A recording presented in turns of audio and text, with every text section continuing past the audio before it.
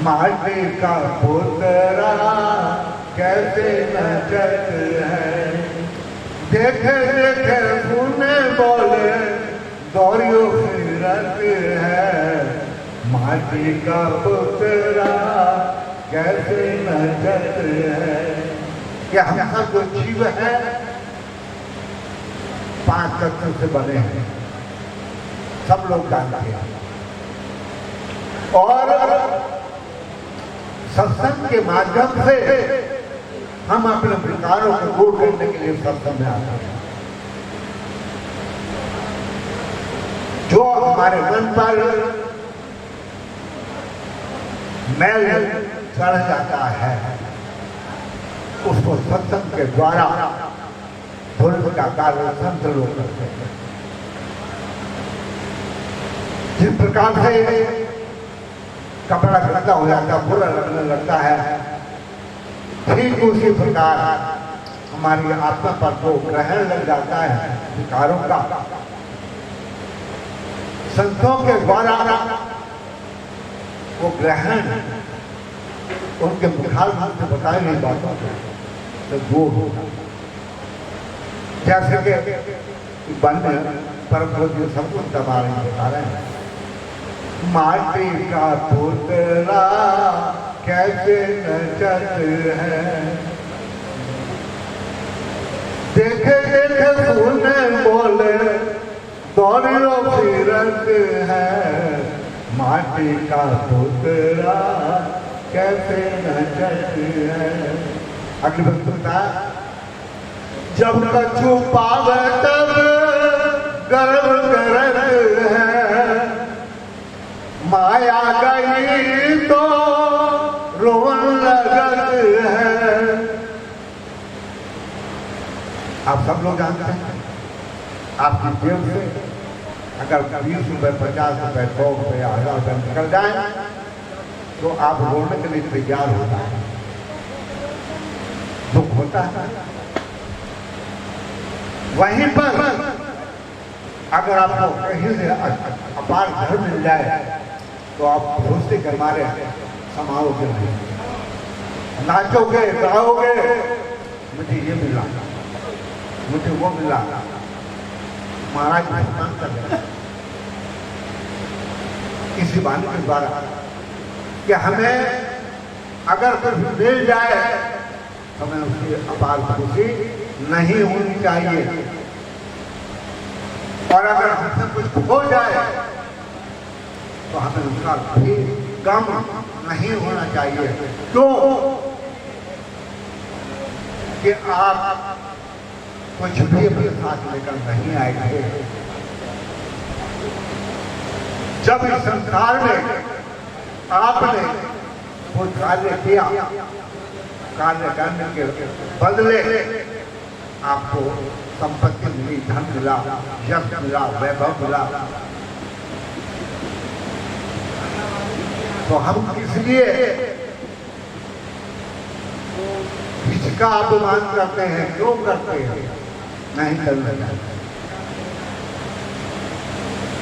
मेरे प्रिय भक्तों, जब शिष्य गुरु के पास जाता है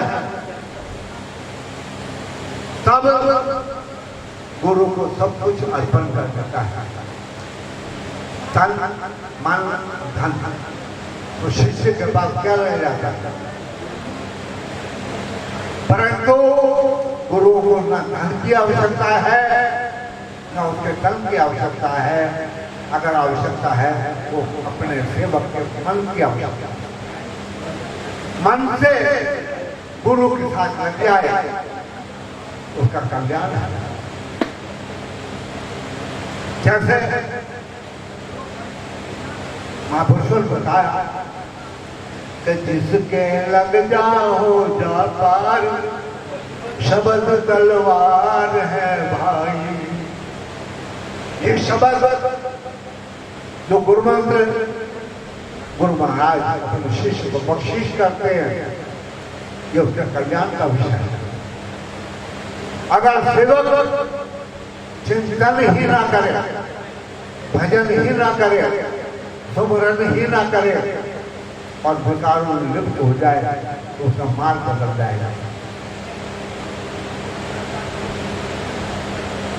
एक बार का जिक्र हमारे सामने, शामली, बड़ी शामली, आप लोग हम लोग सुना होगा, देखते होंगे। वहां पर गुरु जी की काफी सुंदर है।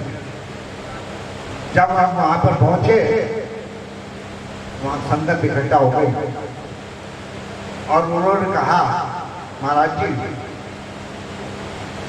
गुरु जी का बड़ा नाम सुना है, सतगुरु स्वामी रामकृष्ण महाराज जी का। जो लोग जानते हैं उनका वर्णन करते हैं कि वो फौजी योग पुरुष थे। सतगुरु स्वामी रामकृष्ण महाराज जी योग पुरुष, उन्होंने योग द्वारा जीवों को छुटाया है, शरीर का खोज करके जो उन्होंने अनुभव किया उस पर उन्होंने प्रकाश डाला। वहां पर एक प्रश्न आया, ज्यादा समय नहीं लूंगा, बताने समझाने के लिए 1 घंटा भी कम, 2 घंटे कम, 3 घंटे कम, 4 घंटे कम। एक वो बात हम बताने जा रहे हैं कि ये जीव क्यों दुखी है, ज्यादा लंबा विषय नहीं। जब कोई प्राणी पूर्व भी है,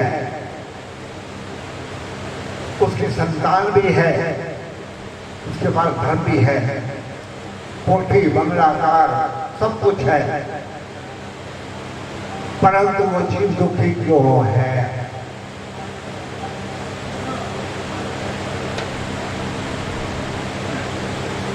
बताएं, वो बताना चाहेगा तो बड़ी अच्छी बात है, नहीं तो हम फिर हमें बताएंगे। ये जीव ना धन के कारण दुखी है, ना मन के कारण दुखी है, ना क्रोध के कारण दुखी है। अगर दुखी है तो मोह के कारण दुखी है। ये मेरा पति, ये मेरी पत्नी, ये मेरा बेटा, ये मेरा भाई, ये मेरे और रिलेशन, अगर ये जीव इस मोह का त्याग कर दे तो साक्षात परमात्मा का रूप बन जाएगा। अनुभव करके देखो, हमें मोह को त्यागना नहीं आता। जो मिट्टी 5 तत्व से बनी, मालिक की भलाई, माता पिता के सहयोग से बनी, जब वो हम सबको छोड़कर जाती है तो हम रोते हैं। क्यों रोते हैं? नहीं रोना चाहिए। वो संपत्ति, वो जो है वो मालिक नहीं है, हमारा कुछ नहीं। जब हमने कहा, आप लोग बन जाते हैं, ओम जय जगदीश हरे, तन मन धन सब कुछ है तेरा, तो हमारे पास क्या रह गया? हम क्यों रो रहे? नहीं रोना चाहिए। ये हमें ज्ञान होना चाहिए कि प्रभु की कृपा के बिना हम कुछ नहीं कर सकते। गुरुओं की कृपा के बिना हम कुछ नहीं कर सकते। अब छोटा सा संदेश हमने बता दिया आपको कि मोह के कारण जीव दुखी है।